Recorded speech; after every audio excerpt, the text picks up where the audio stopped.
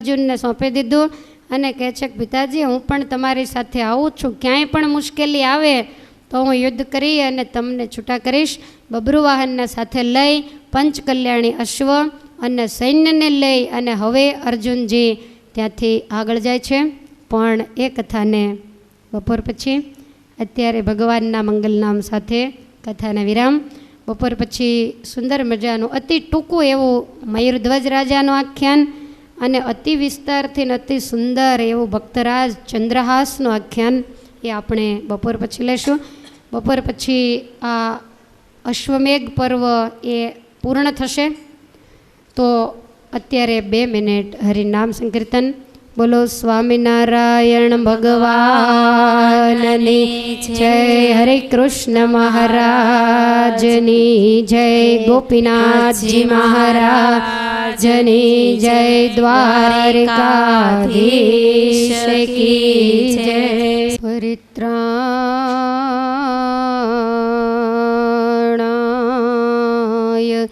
સાધૂનાં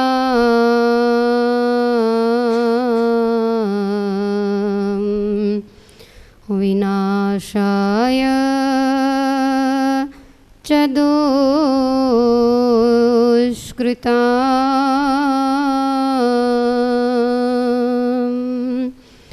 ધર્મ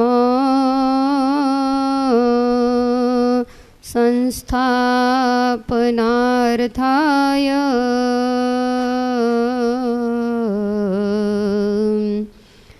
સંભવામિ યુગે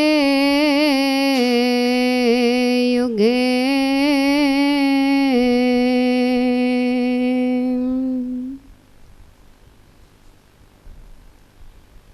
પવિત્ર અને પુણ્યવંતી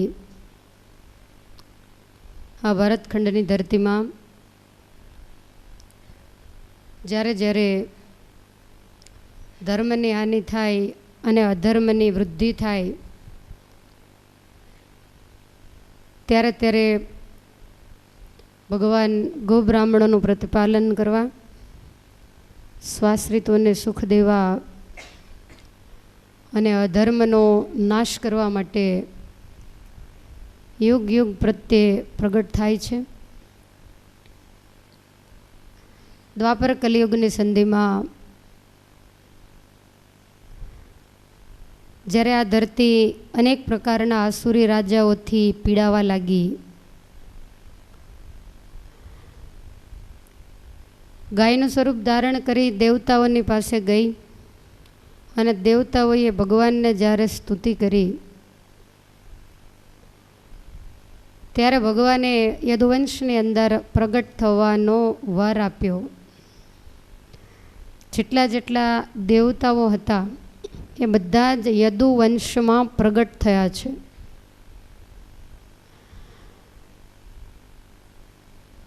ભગવાન આ ભૂમંડળ ઉપર ઘણી વાર આવ્યા છે, પણ વધારેમાં વધારે અધર્મ જો હોય તો એ આ દ્વાપર કલીની સંધિમાં હતો.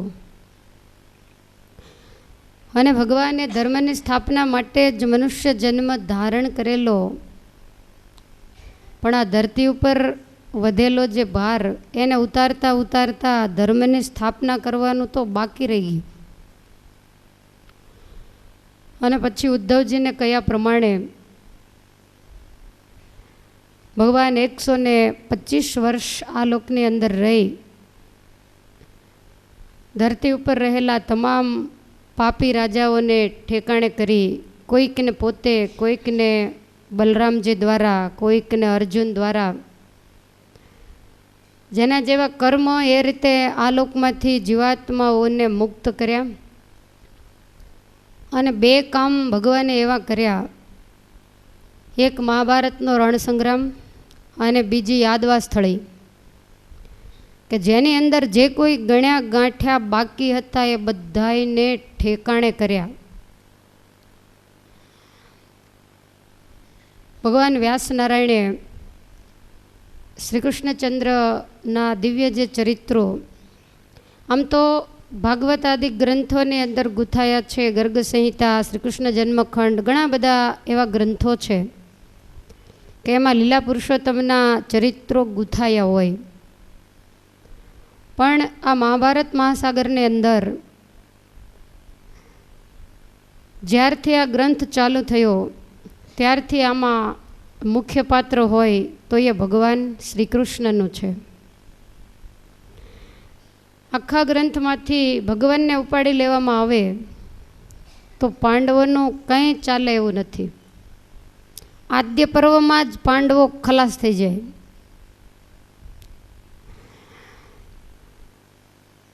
જ્યાં જ્યાં ભક્તને ભીડ પડી ત્યાં ત્યાં ભગવાને એની ભીડને ભાંગી છે. એ દિવ્ય ગાથા આપણે ઘણા દિવસથી સાંભળી રહ્યા છીએ. એક એક ભક્તને આંટી મારે એવો બીજો ભક્ત આવે છે.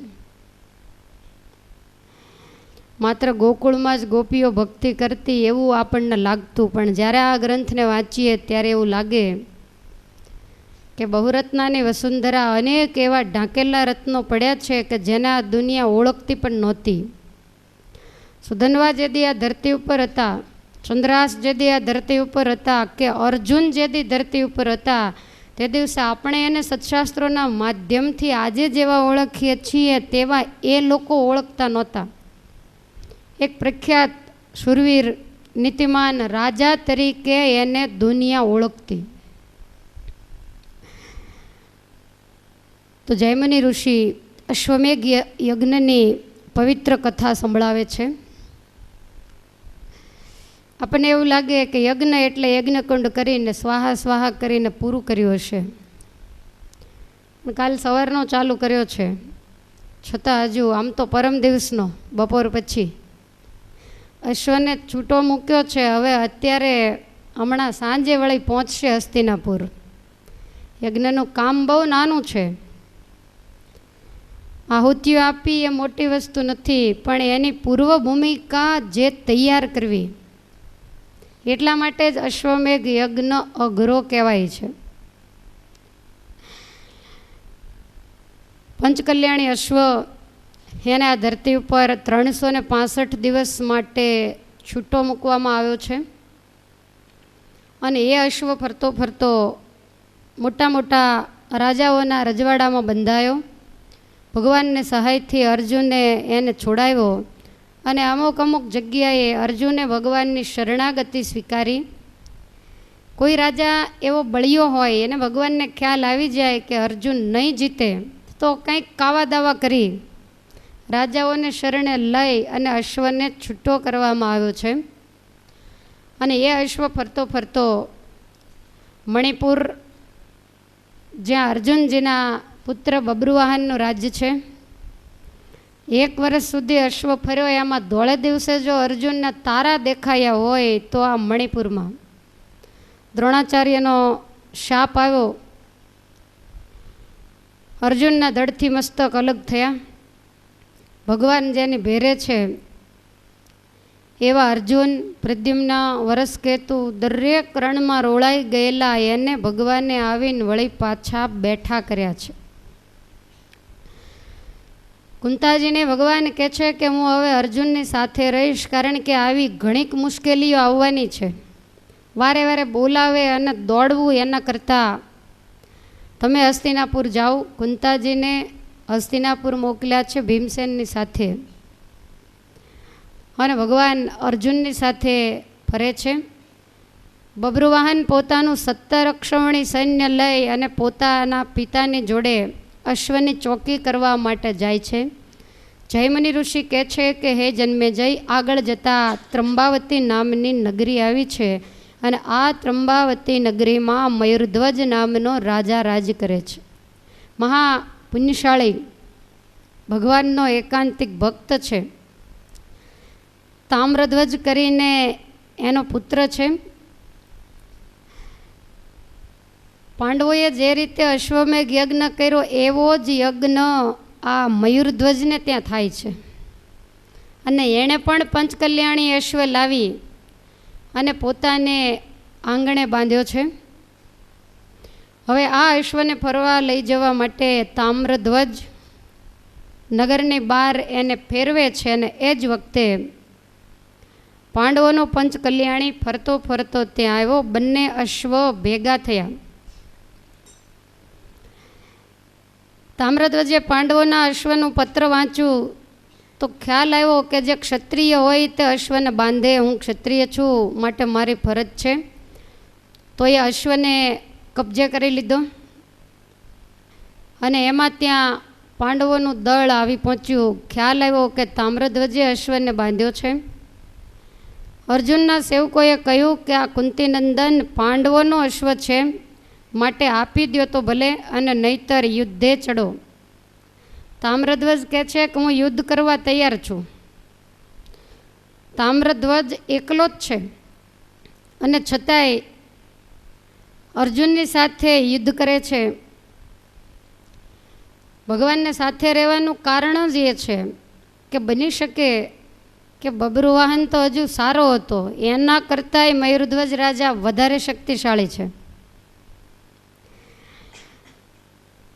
તરત જ પોતે બાણ લીધું તામ્રધ્વજે અને મોહાસ્ત્ર બાણ મારી અગણિતનો મંત્ર ભણીને બાણ ફેંકતા પાંડવોના હાથી, ઘોડા, ઊંટ તમામ સૈન્યો ધરતી ઉપર ઢળી પડ્યા.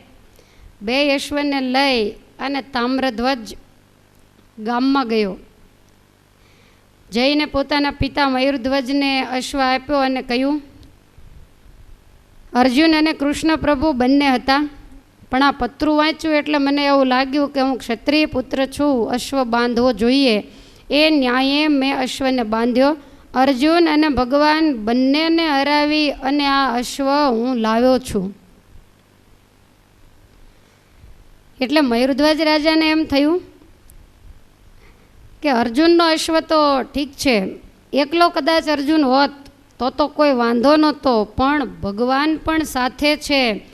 એટલે મયુરધ્વજ એમ બોલ્યો, આ શું કર્યું મુજ બાળજી, યજ્ઞ માંડ્યો પ્રભુ પ્રાપ્ત થાવા, સિદ્ધ ચીડાવ્યા ગોપાળજી. તને ખ્યાલ છે આપણે યજ્ઞ શા માટે કરીએ છીએ? ભગવાનને રાજી કરવા યજ્ઞ કરીએ છીએ. અને એ જ ભગવાનનો અશ્વ બાંધ્યો, એની સાથે તે યુદ્ધ કર્યું અને રાજી કરવાનું રહ્યું પરવું. નિષ્કુળાનંદ સ્વામી કહે છે કે રાજી કરવાનું રહ્યું પરવું, પણ નવ કરાવીએ હરીને કોપ. રાજી ન કરીએ તો કાંઈ નહીં, પણ એને ખીજવીએ તો નહીં જ. હું રાજી કરવાની મહેનત કરું અને ત્યાં ભગવાનને ખીજવા. બંને પિતા પુત્ર આ રીતે વાતો કરે છે. પુત્રને પસ્તાવો માંડ્યો થવા અને આ બાજુ હે રાજા પાંડવોના યોદ્ધાઓની મૂર્છા વળી. ભગવાન, અર્જુન વગેરે બધાએ સજ્જ થયા. એટલે પારથ પૂછવા લાગ્યો, કેમ કરવું મહારાજજી, પ્રભુ કહે લડવાથી તમારી નથી રહેવાની લાજજી. હજી બબ્રુવાહનનો માર ખાધો એ દુખાવો મટ્યો નથી અને એમાં મયુરધ્વજની સામે આવ્યા. તો મને એવું દેખાય છે કે જો તમે એની સાથે યુદ્ધ કરશો તો તમારી લાજ રહેવાની નથી. અર્જુન કહે છે તો પછી શું કરવું? ભગવાન કે અહીંયા તો કાંઈક કાવા દાવા કરવા પડશે.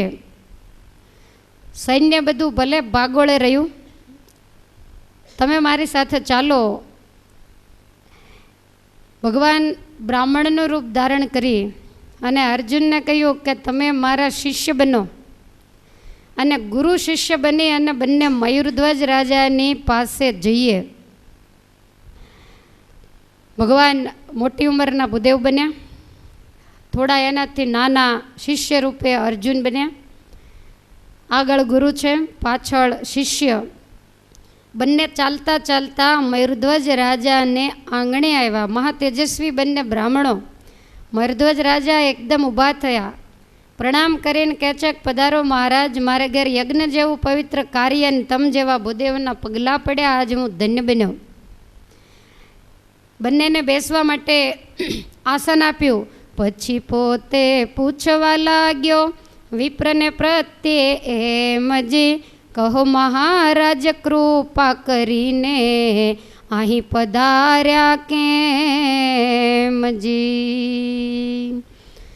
યજ્ઞની વરુણીમાં વરાવવા હોય તો બ્રાહ્મણોને આમંત્રણ આપવા પડે. અમે તમને આમંત્રણ આપ્યું નથી, અમે તમને ક્યારેય જોયા નથી, અને આજ આવા યજ્ઞના કામમાં તમે અમારે આંગણે પધાર્યા, એનું કારણ શું? ત્યારે ભગવાન કહે છે કે એનું કારણ તમને કહેવા માટે જ અમે આવ્યા છીએ. હું વનમાં જતો હતો અને મારે એક પુત્ર હતો, તો એને લઈ અને યાત્રા કરાવવાની મને ઈચ્છા. એટલે પિતા પુત્ર બંને યાત્રામાં જતા હતા, અને એમાં વચ્ચે અમને એક અઘોરી માણસ મળ્યો, અને એણે મારા પુત્રને પકડ્યો. હું કરગરવા માંડ્યો કે મારે એકનો એક દીકરો છે અને આને તું છોડી દે. ત્યારે પેલો કહે છે કે તમારા દીકરાને હું નહીં છોડું, ઘણા સમયથી ભૂખ્યો છું, હું આને ખાઈ જઈશ. ત્યારે ભગવાન કહે છે કે હું કરગરવા માંડ્યો કે એને બદલે તું જે માગે એ હું તને આપું, પણ મારા દીકરાને છોડી દે. અને હે રાજા, ત્યારે એ માણસ એવું બોલ્યો કે મયુરધ્વજ રાજાનો મુજને આપો અર્ધું અંગજી, જમણું પાસું ભક્ષણ કરવા છે મુજને ઉમંગજી. કાં તમારા દીકરાને ખાઈ જાઓ, અને કાં ત્રંબાવતી નગરીનો માલિક મયુરધ્વજ રાજા એનું અર્ધું શરીર એને વેરી અને એનું જમણું અંગ મને ભક્ષણ કરવા માટે આપો, તો જ તમારા દીકરાને છોડું. મેં તારું નામ સાંભળેલું, મને ખ્યાલ છે કે તું ગૌ બ્રાહ્મણ પ્રતિપાલક છે, એટલે બહુ મોટી આશા લઈને રાજા મારે તારી પાસે એવું મગાય નહીં, પણ એવું ધર્મ સંકટ આવ્યું છે, તો તારી પાસે હું તારું અર્ધું અંગ માગવા માટે આવ્યો છું.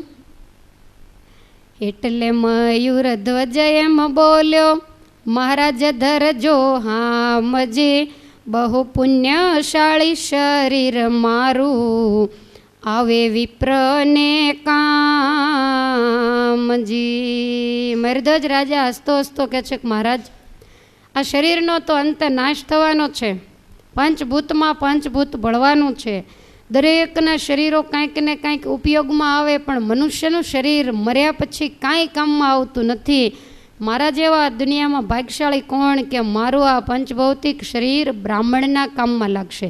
તમે બેભાન અવસ્થામાં આ કથા નહીં સાંભળતા, રૂવાડા બેઠા થઈ જાય એવી આ કથા છે. આપણી આગળ કોઈકે કાંઈક વસ્તુ માગી હોય તોય 100 વાર વિચાર કરીએ છીએ.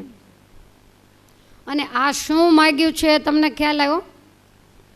પોતાનું શરીર માગ્યું છે, અને શરીર માગ્યું એટલે જીવ જવાનો એ નક્કી જ છે.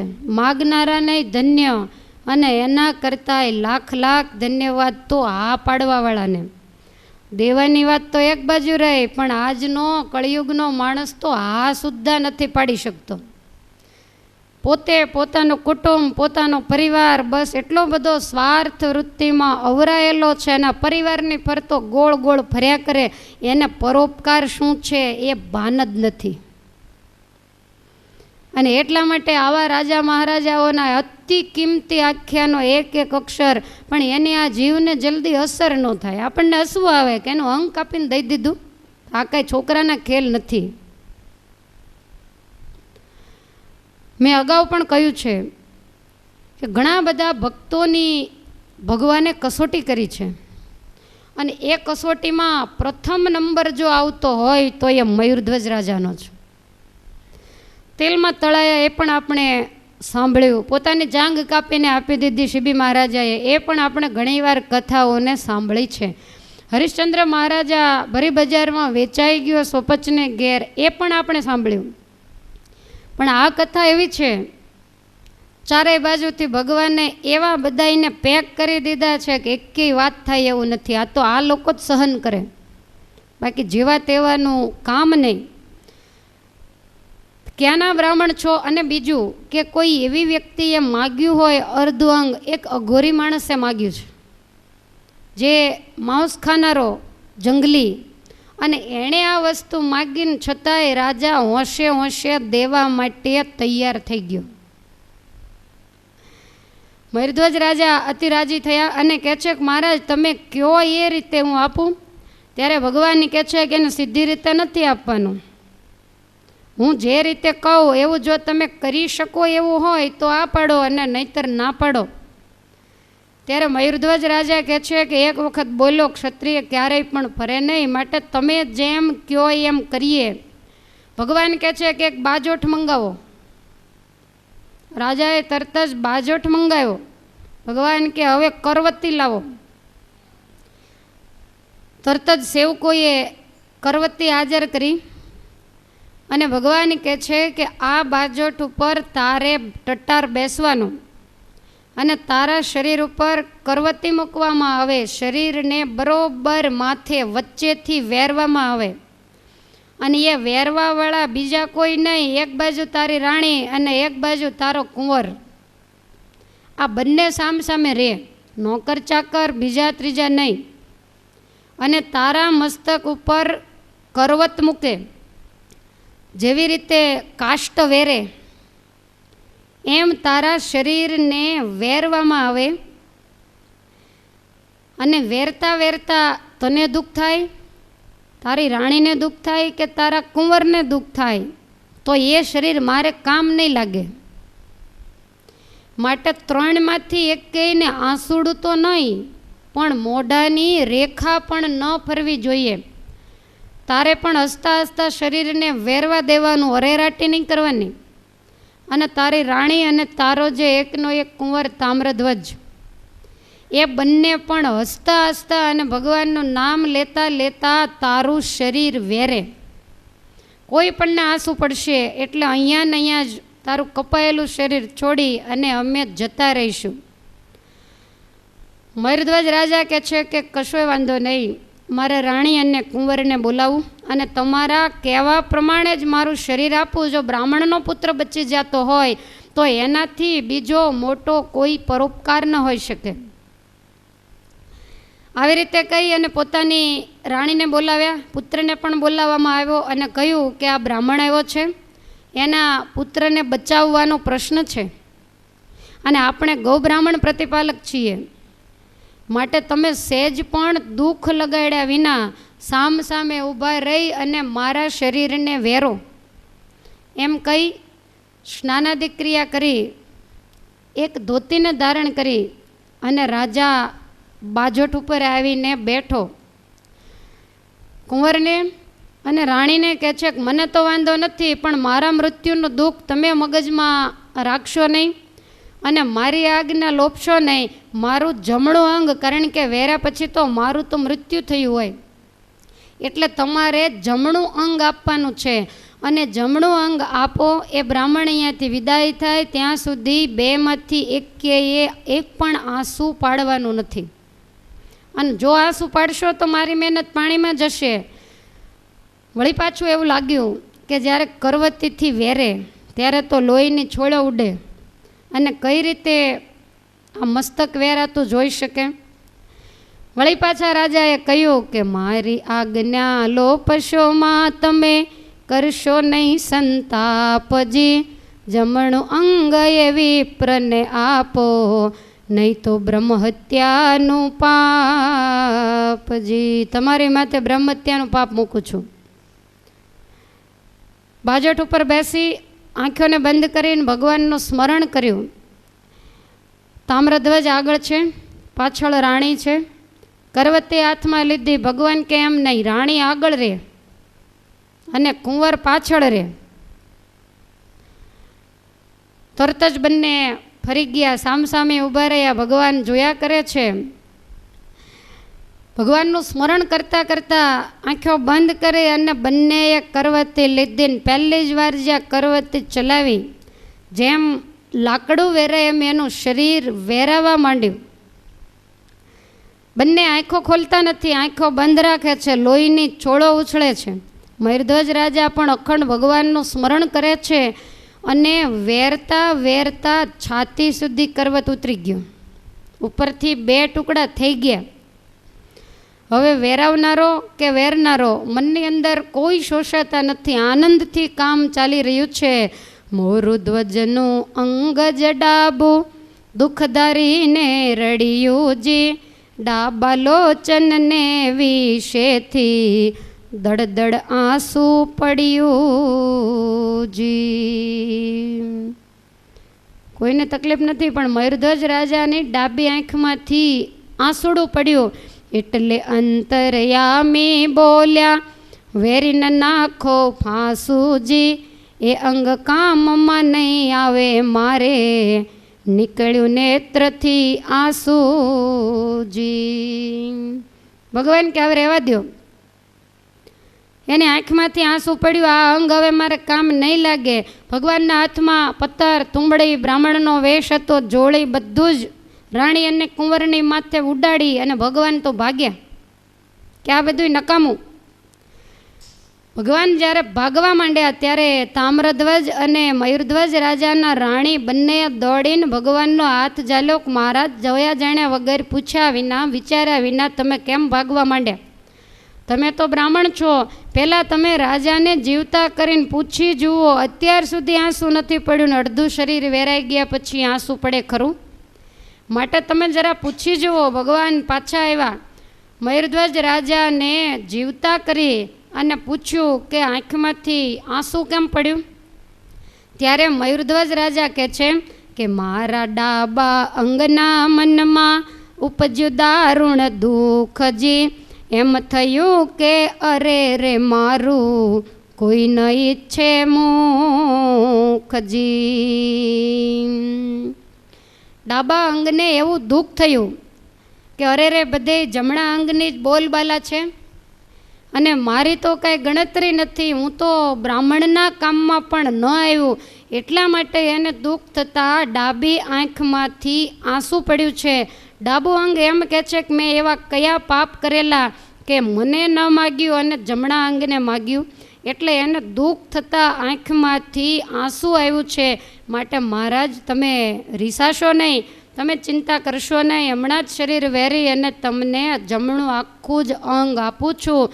એવા દીનતાના વચન સુણીને હરખ્યા વિશ્વના ભૂપજી, ઊભા થઈને દર્શન દીધા ધૈર્યું ચતુર્ભુજ રૂપજી. અતિ ભગવાન પ્રસન્ન થઈ ગયા કે ધન્ય છે આની સમજણને. આનામાં સમર્પણ ભાવના કેટલી બધી છે, આને રડવાનું કારણ પણ કેવું. ચતુર્ભુજ સ્વરૂપને ધારણ કર્યું, મયુરધ્વજ રાજાને બેઠો કર્યો, રાજા પ્રદક્ષિણા ફર્યો, પગે લાગ્યો અને કહે છે કે મહારાજ આજ મને તમે પાવન કર્યો. આટલી પરીક્ષા કરતા ભગવાન પ્રસન્ન થયા. કથા આપણને એવું કંઈક શીખવાડે છે કે ઠાકોરજી રાજી ત્યારે જ થાય કે જ્યારે આપણે એની પરીક્ષામાં પાસ થઈએ. અને ઠાકોરજી પાસ થાય એવાની જ પરીક્ષા લે. ઠોઠિયા વિદ્યાર્થીની પરીક્ષા ભગવાન ક્યારેય લેતા નથી. જિંદગીમાં ભગવાન જે દિવસે પરીક્ષા કરે તે દિવસે એમ સમજવું કે આપણે હવે ભગવાનની નજરમાં આવ્યા છીએ. જ્યાં સુધી કસોટીએ નથી ચડાવ્યા ત્યાં સુધી આપણે એની નજરમાં જ નથી એમ સમજી લેવું.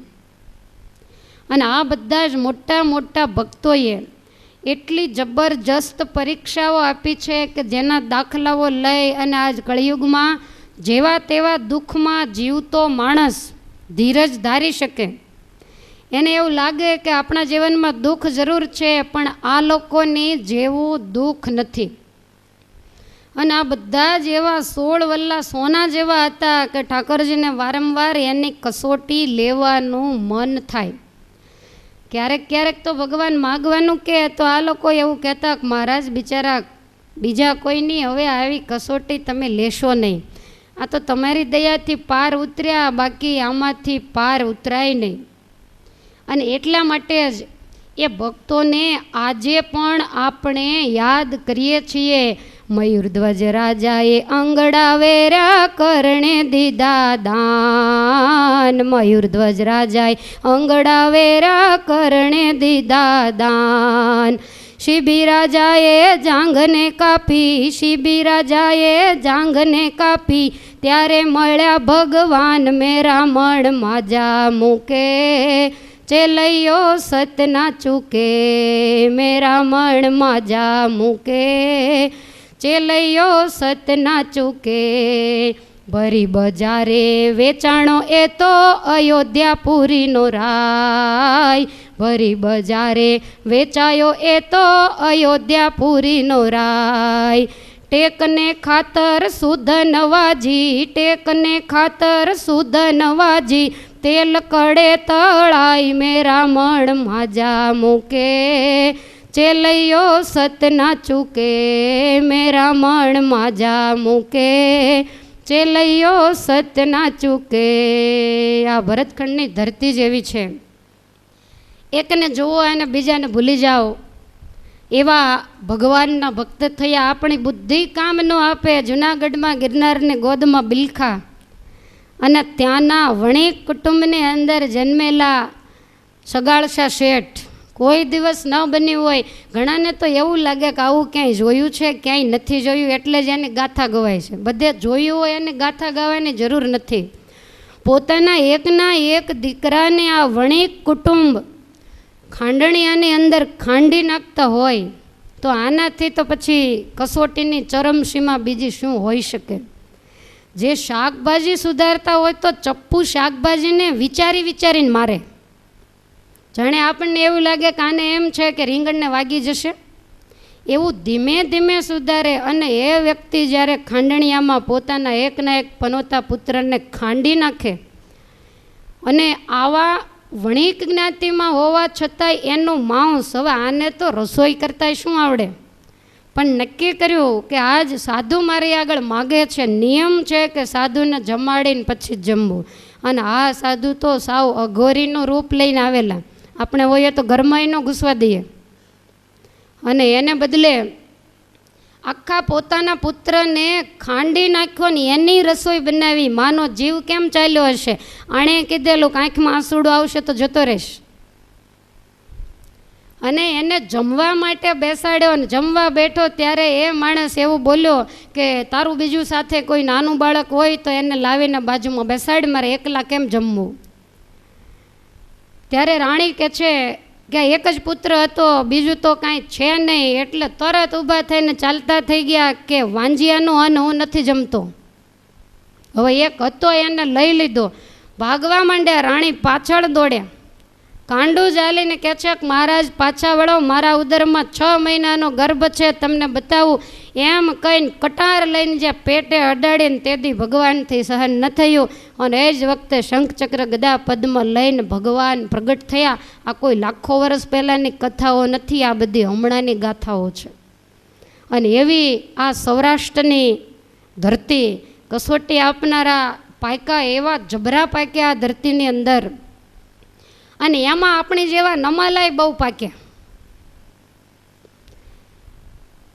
સહેજ પણ કસોટીની તો ક્યાં વાત રહી, પણ પરોપકાર કરવામાં એટલા પાછા, પોતાનો જ સ્વાર્થ સાધનારા.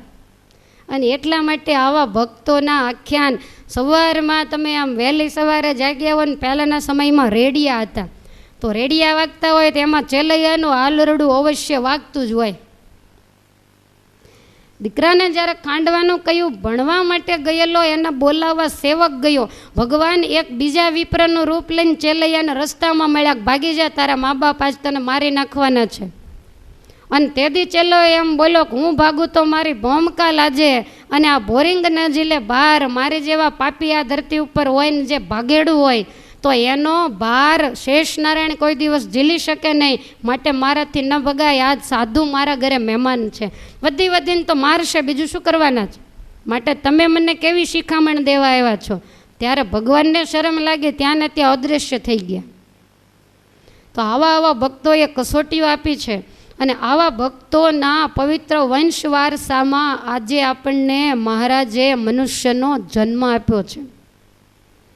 અને આપણે એટલા બધા કાયર રહીએ. અને એક વાત તમે યાદ રાખજો, ઠાકોરજી ગમે એટલી કસોટી કરે, આ લોકોની કરી એવી તો ભૂલમાંય નથી કરવાના. એ બધાય ભક્તો માગીને ગયા છે કે મહારાજ કળિયુગના લોકો ઉપર તમે મેર રાખજો, અને જો મેર નહીં રાખો તો દુનિયા તમને ભગવાન નહીં કહે. માટે જ્યાં હાથ નાખો ત્યાં હે પરમેશ્વર તમે વિચારીને જ હાથ નાખજો. ત્યારથી ભગવાને બેસી ગયા છે કે આની કસોટી ન કરાય, કારણ કે નીકળે જ લોઢું. અને કસોટી કરીને શું કરે, ગણ મારે એટલે 2 ટુકડા. અને આ લોકો તો જેટલા ખેંચે એટલા લાંબા થાય એવા હતા. ભગવાન અતિ પ્રસન્ન થઈ ગયા મયુરધ્વજ રાજાની ઉપર અને કહે છે કે રાજા, હું તારા ઉપર બહુ પ્રસન્ન થયો છું, તારે જે જોઈએ તે માગી લે. મયુરધ્વજ રાજા કહે છે કે મહારાજ, તમને રાજી કરવા માટે મારે આંગણે મેં અશ્વમેઘ યજ્ઞ આરંભ્યો, પણ આજ મારો યજ્ઞ સંપૂર્ણ થયો. યજ્ઞ કરીને કરવાનું શું? તો કે તમને પ્રસન્ન કરવા, તમારા દર્શન કરવા, આ જ મારે ઈચ્છા હતી. ભગવાન જ્યારે પ્રગટ થયા, રાજાને ખ્યાલ આવ્યો એટલે રાજાએ પોતાના પુત્રને કહ્યું કે અર્જુન નંદન બબ્રુવાહન ભગવાનના પુત્ર પ્રદ્યુમ્નજી અને સારી પાંડવોની સેના નગરની બહાર ઉતરી છે, તો એમને રાજ્યમાં બોલાવો અને એમને માટે રહેવા જમવાની વ્યવસ્થા કરાવો. 5 દિવસ બધાને પોતાને ઘેર રાખીને ખૂબ સારી રીતે મહેમાનગતિ કરી ભગવાનની સાથે સત્સંગ કર્યો. યજ્ઞની પૂર્ણાહુતિ કરીને યજ્ઞ માટે અનેક વસ્તુ પદાર્થ રાજા ભેગા કરીને બેઠેલો એ તમામ વસ્તુ પદાર્થના રથ ભરાવીને હસ્તિનાપુર મોકલી દીધા કે આ તમારા યજ્ઞની અંદર કામ લાગશે.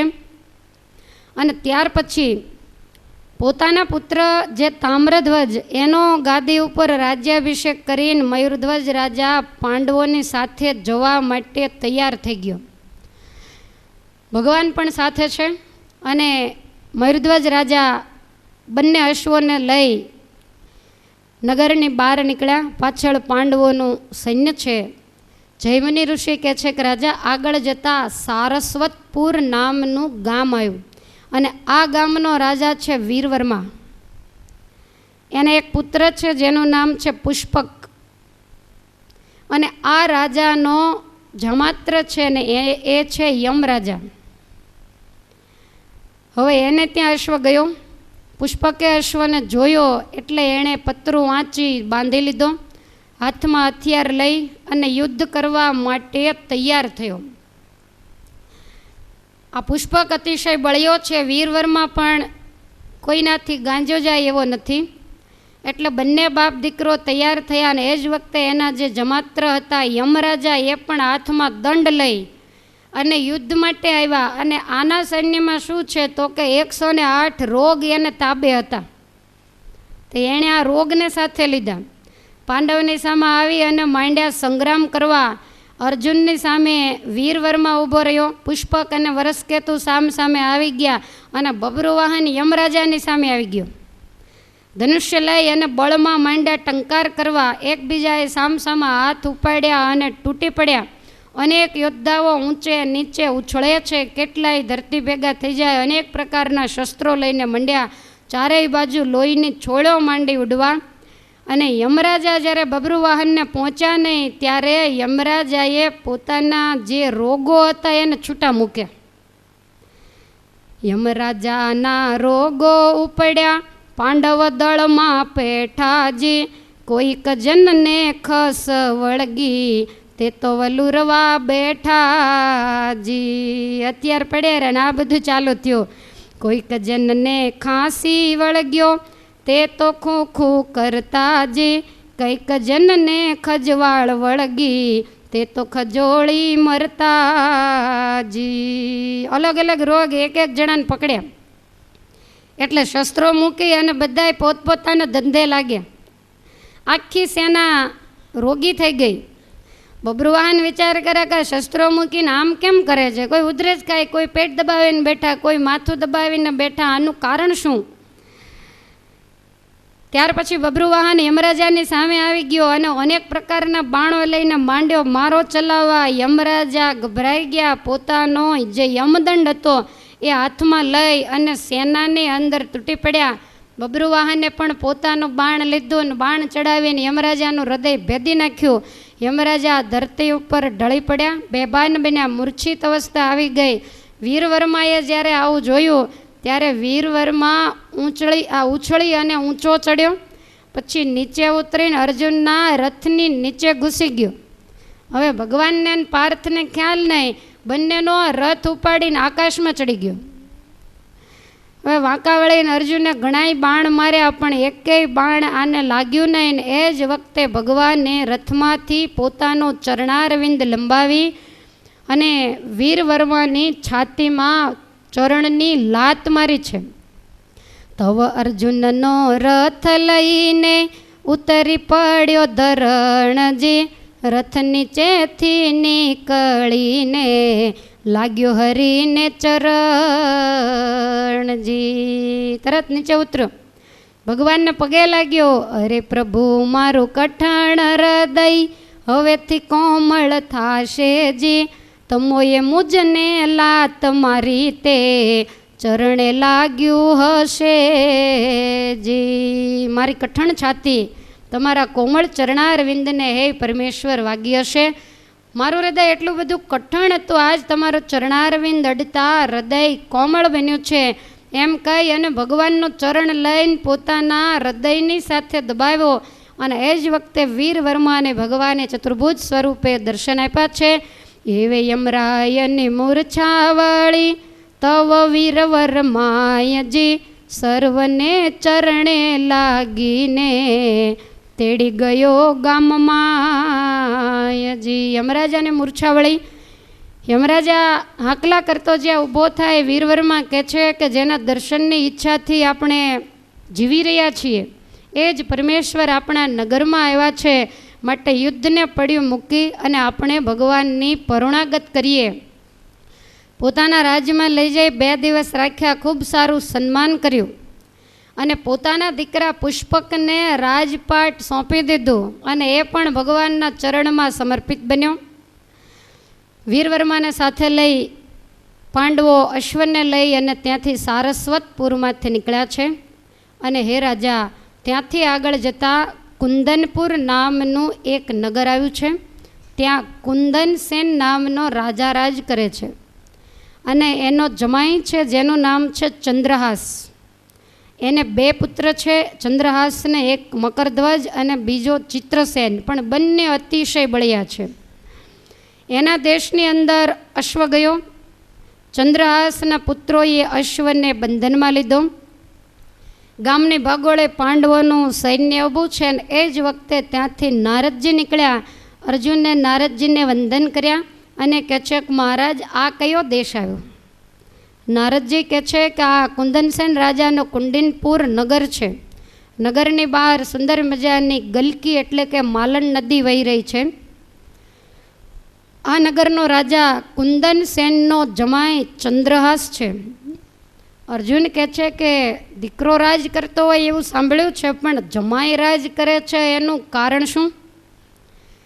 એણે અમારો અશ્વ બાંધ્યો, એની સાથે યુદ્ધ કરવાનું છે. નારદજીએ કપાળ કૂટ્યું, અર્જુન તમે દુનિયામાં ગમે તેને ભલે જીત્યા હોય, બાકી ચંદ્રહાસને જીતવાની તમારામાં શક્તિ નહીં, ભલે તમારા સારથી પરમેશ્વર હોય. ચંદ્રહાસ તમને પણ આંટી મારે એવો ભગવાનનો ભક્ત છે, માટે તમે શરણાગતિ સ્વીકારો અથવા બીજો કાંઈ ઉપાય કરો, બાકી તમે એને જીતી નહીં શકો. અર્જુન કહે છે કે મહારાજ, એ કુંદનસેન રાજાનો જમાઈ એ તો જાણ્યું, પણ એના માતા પિતા કોણ, એ કોનો પુત્ર છે અને કઈ રીતે કુંદનસેન રાજાની કન્યાને એ પરણ્યો અને રાજાએ એને કેમ રાજ્ય સોંપ્યું? શું રાજાને દીકરો નહોતો? માટે આ તમામ કથા હે મુનિવર તમે મને સંભળાવો. જયમુનિ ઋષિ કહે છે કે હે જન્મેજય, હવે નારદજી ચંદ્રહાસની સુંદર કથા સંભળાવે છે. કહે નારદ સુણો સતી તાન રે, કથા ચંદ્રહાસની પાવન રે. કહે નારદ સુણો સતી તાન રે, કથા ચંદ્રહાસની પાવન રે. ઉત્તર દિશામાં કૈકલ દેશ રે, ત્યાંનો કૈકલ સેન નરેશ રે. ઉત્તર દિશામાં કૈકલ દેશ રે, ત્યાંનો કૈકલ સેન નરેશ રે.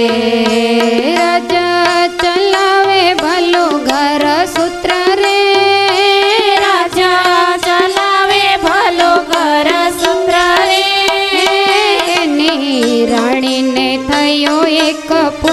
રે હો એની રાણીને થયો એક પુત્ર રે નામ પાડ્યું તેનો ચંદ્રહાસ રે જાણે ચંદ્રની કાંતિ વિકાસ રે નામ પાડ્યો તેનો ચંદ્રહાસ રે જાણે ચંદ્રની કાંતિ વિકાસ રે થયો 6 માસનો સુત જ્યારે રે થયો 6 માસનો સુત જ્યારે રે થયો 6 માસનો સુત જ્યારે રે થયો 6 માસનો સુત જ્યારે રે થયો દૈત્ય તે દુશ્મન ત્યારે રે હો થયો દૈત્યને દુશ્મન ત્યારે રે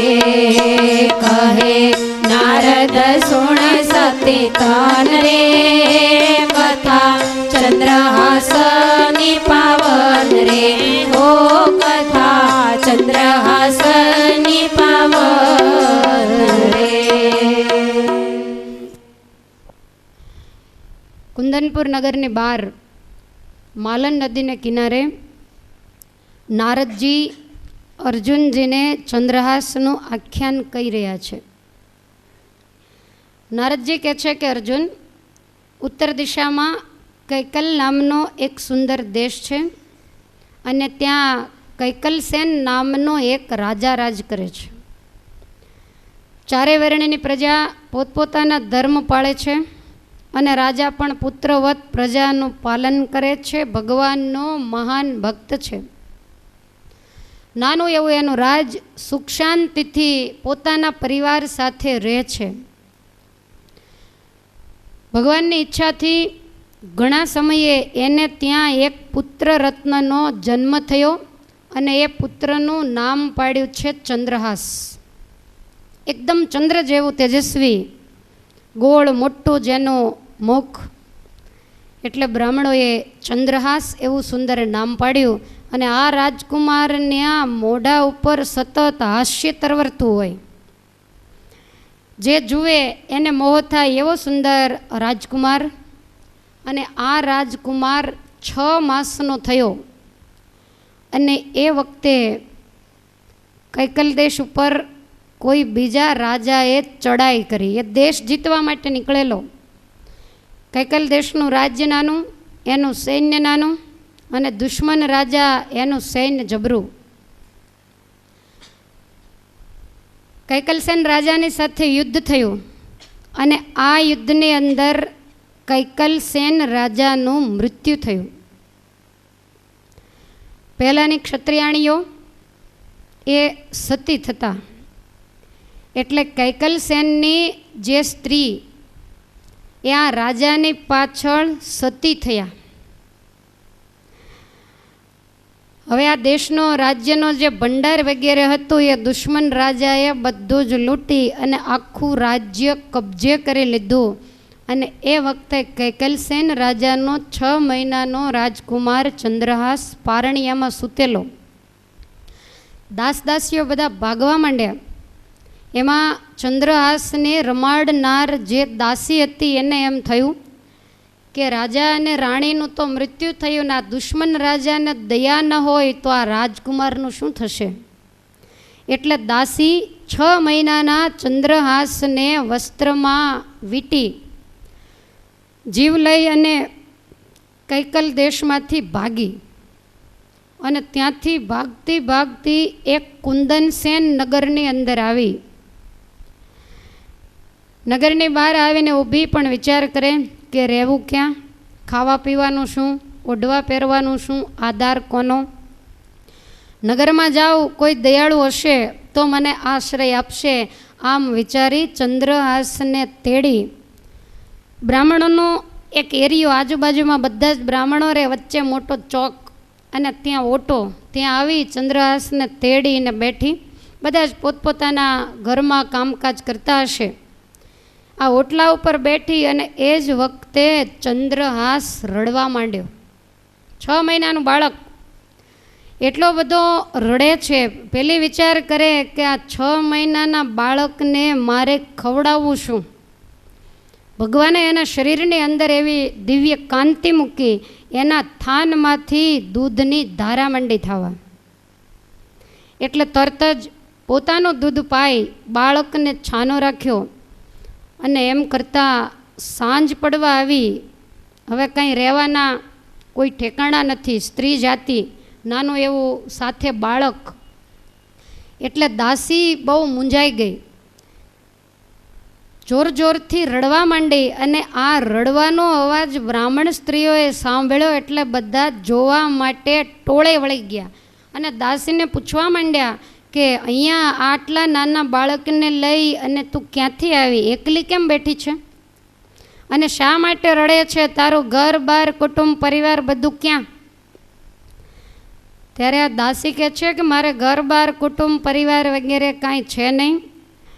જે ગામમાં હું રહેતી ત્યાં બહુ મોટો ભય આવી ચડ્યો, એટલે આ મારા પુત્રને લઈ અને ત્યાંથી હું ભાગી છું અને આજ તમારે શરણે આવી છું. મારે કોઈ જ આધાર, કંઈ ખાવા પીવાનું રહેવાનું કંઈ જ નથી. માટે દયા કરી અને કોઈનું જૂનું પાનું ઘર કંઈ ખાલી હોય ઓરડી જેવું તો જો મને રહેવા માટે આપશો તો આ મારા પુત્રને મોટો કરીશ અને તમારા તમામ ઘરનું કામકાજ હું કરીશ. તમારે ત્યાં કાંઈ વધ્યું ઘટ્યું હોય તો એનાથી મારું અને મારા પુત્રનું હું પેટ ભરીશ. બ્રાહ્મણોને બહુ દયા આવી. એક ઓરડી રહેવા માટે આપી, એની અંદર જઈને બેઠી. પણ હવે ઓરડીમાં તો ચારેય ખૂણા સરખા અને એટલી બધી આટલું ચાલીને આવેલી ભૂખ લાગેલી. બ્રાહ્મણોને દયા આવતા પોતપોતાને ઘેર જે અન્ન વધેલું હોય એ લાવીને દાસીને આપ્યું. દાસીએ ભૂખને તો ક્ષમાવી, પણ કોઈ બ્રાહ્મણોએ થોડું અન્ન લાવીને આપ્યું, કોઈએ વળી વસ્ત્રો, કોઈએ વાસણો, આવું બધું અલગ અલગ વસ્તુઓ લાવીને આપી. જેમ તેમ કરી અને ઘર ચાલુ થયું. કાષ્ટ વીણી, અગ્નિ પ્રજ્વલિત કરી, રસોઈ બનાવી અને પોતે જમે. આખો દિવસ તમામ ફળિયાની અંદર ઘેર ઘેર જઈ એના વાસણો ઉટકવા, વાળવું વગેરે મજૂરી માંડી કરવા. કોઈનું ખાંડવાનું કામ કરે, કોઈનું એંઠવાડ કાઢે, કોઈના દરણા દળે છે અને પેટનું પૂરું પાડે. એમ કરી અને પોતાના પુત્રને ઉછેરે. અને આ મજૂરી કરતાં 1 વર્ષ થયું. ચંદ્રહાસ 1.5 વર્ષનો થયો. હવે એક દિવસ ભગવાનને કરવું અને એવો બનાવ બન્યો કે રાત્રિને સમયે ચંદ્રહાસ અને એની માતા આ દાસી બંને સૂતા છે. એમાં બરોબર મધ્યરાત્રિએ જૂનું પાનું ઘર ઉપર નળિયા ઉપરથી મોટો સર્પ નીચે પડ્યો અને પડતાની સાથે જ દાસીના પગના અંગૂઠે ડંખ માર્યો અને ઝેર ચડ્યું. રાત્રિનો સમય, ઓરડીમાં સૂતા હોય, અંદરથી સાંકળ બંધ કરેલી અને માતા અને પુત્ર બે જ સૂતા છે. દાસીને સર્પદંશ થયો અને એવું જબર ઝેર ચડ્યું કે દાસીનું શરીર લીલુંછમ થઈ ગયું. સવારનો સમય થયો. નિયમ પ્રમાણે બાળક ચંદ્રહાસ જાગ્યો, જાગીને રડવા માંડ્યો. પણ બીજું તો કોઈ છે નહીં, જવાબ કોણ આપે? 1.5 વર્ષનો અતિ ચંચળ, એટલે એકદમ બેઠો થઈ અને બાજુમાં દાસી સૂતી છે એના હાથ પગ વગેરે ખેંચવા માંડ્યો. એના શરીર ઉપર ચડી અને એને જગાડવા માંડ્યો. પણ દાસી કાંઈ જાગતી નથી. ઘણી મહેનત કરી અને છેવટે ચંદ્રહાસ જોર જોરથી રડવા માંડ્યો અને એના રડવાનો અવાજ આડોશી પાડોશી જાગ્યા ને એમણે સાંભળ્યો. વિચાર કરે કે આ દીકરાને રડતો મૂકીને ક્યાં ગઈ હશે. 2-3 જણા જોવા માટે આવ્યા. જોયું તો અંદરથી ખડકી બંધ.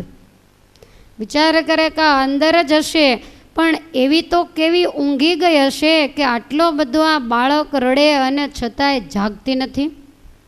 દરવાજાને ખૂબ ખખડાવ્યો, પણ દરવાજો કોઈ ખોલે એવું હતું નહીં અને છેવટે દરવાજાને આખો કાઢી નાખ્યો અને અંદર જઈને જ્યાં જોયું ત્યાં તો દાસી મૃત્યુ પામેલી. ચંદ્રહાસને તરત જ તેડી લીધો. હવે એનું તો ભગવાન સિવાય બીજું કોઈ છે નહીં. દાસીના શબને અગ્નિ સંસ્કાર કરાવ્યો. માતા વગેરેનો ચંદ્રહાસ હવે રજળવા માંડ્યો. હવે લોકો વિચાર કરે કે આને મોટો કોણ કરશે. હવે એ જ ફળિયામાં એક બ્રાહ્મણ અને બ્રાહ્મણી રહે છે, પણ એને કોઈ વારસદાર નથી, ઉંમરવાળા. એટલે એને દયા આવી કે આપણે પોતાનો પુત્ર હોત તો એને કેમ સાચવેત. એના કિસ્મત લખાવીને આવ્યો હશે. બધાને કહ્યું કે તમે જો બધા કહેતા હો તો અમારે દીકરો નથી, તો અમારો પુત્ર માની અને અમે એનું લાલન પાલન કરીને મોટો કરીએ. બધાય બહુ રાજી થયા. એ પવિત્ર બ્રાહ્મણ એને ઘેર ચંદ્રહાસ રહ્યો. એ બ્રાહ્મણી વડીલ છે, ઉંમરવાળા છે, પણ અતિ લાડે કોડે પુત્રભાવથી ચંદ્રહાસને સ્નાન કરાવે, ખોળે બેસાડી અને જમાડે છે. પોતાના પુત્ર કરતાં એ વિશેષ માનીને એને રમાડે છે. થોડો મોટો થતાં બોલતા શીખવાડ્યું, પણ એટલું બધું સરસ પોતે બોલે છે, લોકોને પરાણે એને તેડવાનું મન થાય. અને આ બ્રાહ્મણ અને બ્રાહ્મણી પણ ગરીબ છે.